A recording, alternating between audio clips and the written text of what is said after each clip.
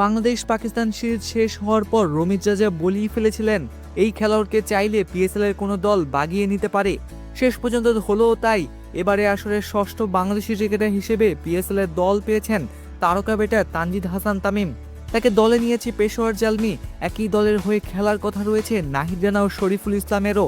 নাহিদকে নিলাম থেকে কিনে নেওয়ার পর কিছুদিন আগে শরীফুলকে ডাইরেক্ট সাইনিংয়ে দলভুক্ত করে পেশোয়ার। সব মিলিয়ে পিএসএল এ বাংলাদেশি ক্রিকেটারের সংখ্যা দাঁড়ালো 6-এ। পিএসএল এর নিলামের আগে মুস্তাফিজুর রহমান দল পান। এরপর মুস্তাফিজের দল লাহোর কালান্দাস নিলাম থেকে কিনে নেয় পারভেজ হোসেন ইমনকে। নাহিদও দল পান নিলামে।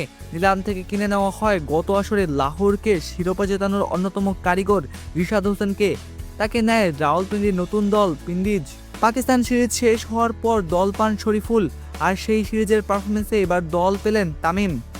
মুস্তাফিজ 6.5 কোটির মতো পাকিস্তানি রুপি, ইমন রানা 60 লাখ রুপি এবং রিশাদ 3 কোটি রুপি পাবেন পিএসএল খেলে। যদিও শরীফুল ও তামিমকে কত টাকায় কেনা হয়েছে তা জানা যায়নি। পেশোয়া তাদের পিএসএল মিশন শুরু করবে আগামী 28 মার্চ পিন্ডিজের বিপক্ষে। সেই ম্যাচে তাই রিশাদের সাথে নাহিদ, শরীফুল, তামিমদের মাঠে লড়াই দেখা যেতে পারে। পেশোয়ারের পরের ম্যাচ 31 মার্চ ইসলামাবাদ ইউনাইটেডের বিপক্ষে। মুস্তাফিজ ইমনের লাহোরের বিপক্ষে ম্যাচ 11 এপ্রিল। লাহোর আবার এবারে পিএসএল এর বর্তমান চ্যাম্পিয়ন।